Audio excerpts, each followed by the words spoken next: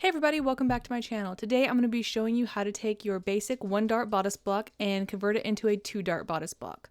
So starting with our single dart basic bodice block, we are going to start with no seam allowance or anything, and I've cut my dart out already and it's cut all the way up to the apex. Now I'm using a marker. Don't use a marker on yours, I'm just doing it so you guys can better see what I'm doing, but it's always a good idea to use a pencil whenever you're pattern making.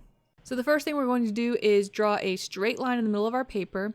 Next, we're going to draw a horizontal line at the bottom of our paper using our first line as a guide. Now, if you only have a clear ruler to use, that's fine. Just know that the lines are not always printed 100% precise.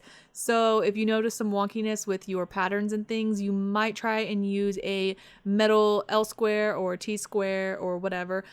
So looking at our single dart block, we're going to place our ruler or L square to where it is perpendicular to center front and passing right along the apex. And we're going to draw a line going from our apex out to our side seam. Now this is where our new dart is going to be at.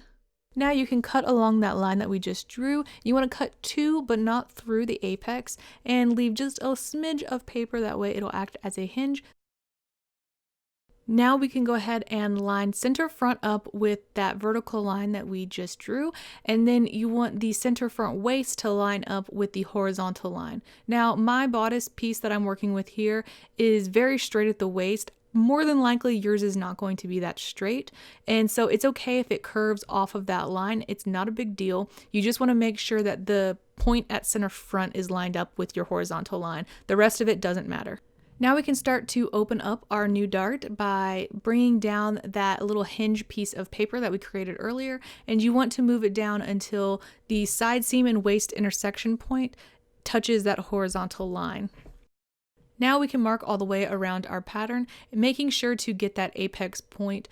Obviously, because you have that little piece of paper left where your apex is at, you're not going to be able to mark easily with like a pen or pencil probably. So go ahead and mark that with a thumbtack if you need to, and then we can remove that and start working on our new pattern underneath.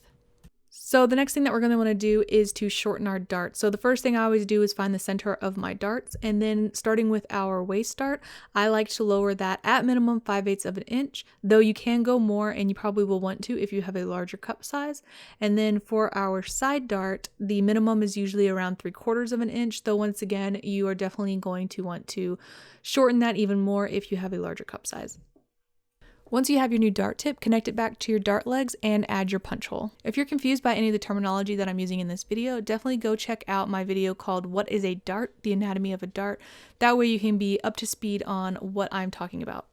I know it's a little difficult to see here, so I went ahead and marked what it is I'm talking about. So these 2 points here are the dart tip, and these circled points are our punch hole, and I went ahead and crossed out our apex because we are not going to be sewing to that point.